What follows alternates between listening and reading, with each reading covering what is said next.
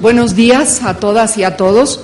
Muchísimas gracias por estar aquí presentes para las palabras, la presentación de Marcelo Ebrard Casaubon. Es un gusto de parte de la Asociación de Académicos Daniel Cosío Villegas tener aquí como tercer presentador de esta serie que le hemos llamado ¿A dónde va la izquierda? ¿Sí? Para empezar, tenemos como un currículum breve, me gustaría presentarlo, aunque todo el mundo lo conoce. Marcelo es egresado del Colegio de México, del Centro de Estudios Internacionales. Espero que estés contento de regresar a tu alma mater, Marcelo, ¿sí? Me imagino que hay varios de tus profesores aquí, así es que esto va a estar bueno. Marcelo tiene un currículum que él mismo posiciona a partir de un evento especial que es el terremoto de 1985 y el impacto que eso dejó en su vida y marcó en términos de su relación con la población, con la superación de las adversidades, y que dice a partir de ese momento decidió dedicar su vida a la ciudad. Con la reconstrucción, etcétera, después con la Ley General de Equilibrio Ecológico, y luego en 1992 fue secretario de Gobierno, como todos recordamos, y en ese momento tiene, dijéramos, el compromiso de atender en muchísimos casos la diversidad de la población de la Ciudad de México. En 97 fue diputado federal, 97-2000, en la 57 legislatura, y luego asesor del Consejo Nacional de Ahorradores, secretario de Seguridad Pública en 2002. Voy muy rápido porque todos lo conocemos y es mucho más importante escucharlo que tener el dato específico, ¿no? Y en 2005 secretario de Desarrollo Social, coordinador del Gabinete de Progreso con Justicia y finalmente candidato de la Coalición por el Bien de Todos, que triunfa como jefe de gobierno el 2 de julio de 2006. Lo demás es la historia contemporánea. Marcelo, por favor. Muchas gracias. Bueno, muchísimas gracias por la invitación y desde luego que me da mucho gusto estar aquí. Gracias por invitarme, gracias por concurrir. También debo decir que estoy muy agradecido porque es la primera vez que entro a la cafetería de profesores. Tuve que llegar a jefe de gobierno para regresar allá. Ya la conocí. Hay que hacer méritos. Bueno, ¿sí? ¿Está bien?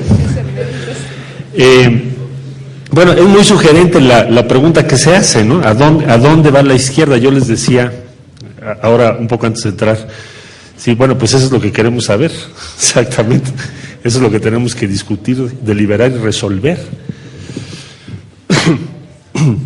Yo diría, a ver, si vemos el escenario inmediato después de la experiencia que tuvimos en 2006 y lo ocurrido en el año 2009, como que tenemos dos alternativas posibles para no irnos a escenarios en exceso y especulativos.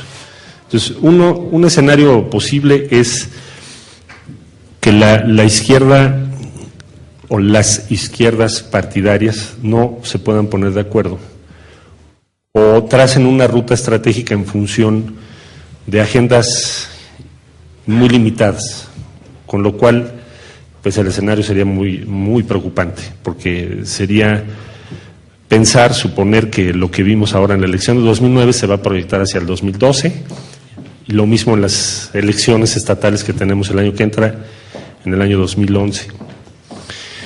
El otro escenario es que se pueda construir una coordinación política suficiente sin que esto dependa de la prevalencia de algunas de las figuras que ha sido la tradición. Es decir, cuando hay una figura que por sí sola tiene un peso suficiente, entonces pareciera que los conflictos se pueden resolver, se pueden organizar las cosas. Cuando no, entonces tenemos una situación de conflicto que parece no tener fin. Entonces es un reto mayor lo que tenemos que resolver en este segundo escenario. ¿Qué debería de ser? Bueno, por supuesto el segundo. ¿Cómo se puede construir ese escenario y qué representaría con miras al futuro inmediato del país? Yo creo que el punto de partida, bueno, ya se dio un primer paso muy interesante, muy importante, es el tener un espacio y un lo que llamamos normalmente una mesa, en donde tengamos la obligación política, el imperativo político de coordinar las acciones que estamos tomando o que están tomando los diferentes componentes partidarios, partidistas, los grupos parlamentarios, en donde se tenga que compartir la agenda, porque finalmente ahí tenemos una situación o un hecho que puede facilitar esto que estoy hablando, que es que el resultado del 2009. ¿Cuál fue la experiencia de la contienda interna en las izquierdas de 2007, 2008 a 2009? ¿Cuál fue el resultado? 12%. Finalmente ninguna de las hipótesis que tenía cada uno de los actores se realizó. Había quienes desde la dirección del PRD decían vamos a tener el 18 y entonces nos quitamos de encima la figura de Andrés Manuel y el peso de su movimiento, o había quienes en el movimiento decían no hombre, nosotros vamos a sacar 14 o 12 o 10 y por lo tanto tampoco necesitamos a la otra parte. Bueno, todas las hipótesis que se construyeron por los diferentes componentes resultaron un error mayor en el 2009. O sea, la realidad derrotó todas estas hipótesis y la posibilidad de la hegemonía de una de las visiones sobre el futuro que debe tener la izquierda en México respecto a otras, la hipótesis de que podía construirse una hegemonía sin los demás, fracasó. Ese es el dato. Por lo tanto, creo que habría condiciones para que el segundo camino que estoy yo comentando pueda llegar a ser el camino que recorramos. No sin dificultades, por supuesto, porque hay muchas discusiones de línea política permanentes, lo acabamos de ver en la ley de ingresos. ¿Qué debemos hacer? ¿Tomar la tribuna e impedir la discusión o nada más votamos en contra? ¿Qué propuesta de reforma fiscal hacemos? Se propuso eliminar la consolidación fiscal, se propuso, que por cierto pasó inadvertido, es una propuesta de las izquierdas sobre reforma fiscal que ni siquiera se discutió, pero se presentó y está articulada y creo yo que está bastante bien hecha. Bueno, entonces va a haber conflictos sobre la línea política a seguir en el Congreso, en la Cámara de Diputados, seguramente en la Cámara de Senadores, en algunas otras decisiones, pero me parece que entonces el segundo escenario es el deseable y también es el posible. Yo hasta diría, es el único que deberíamos admitir quienes estamos participando en diferentes posiciones dentro de lo que hoy denominamos la izquierda mexicana.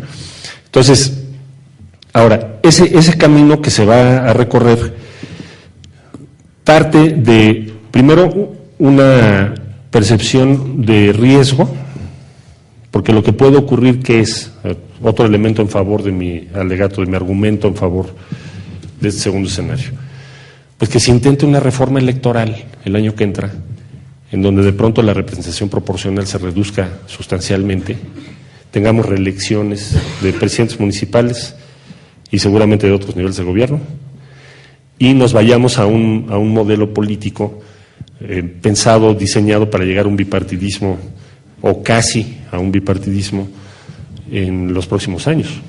Esto ya se está planteando, es una posibilidad, y eso llevaría a una situación crítica a cualquier idea sobre el futuro de las izquierdas en México, visto así, planteado de esa manera.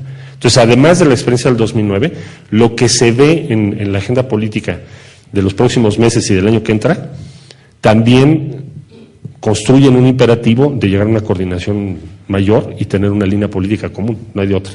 Si no, los costos van a ser enormes.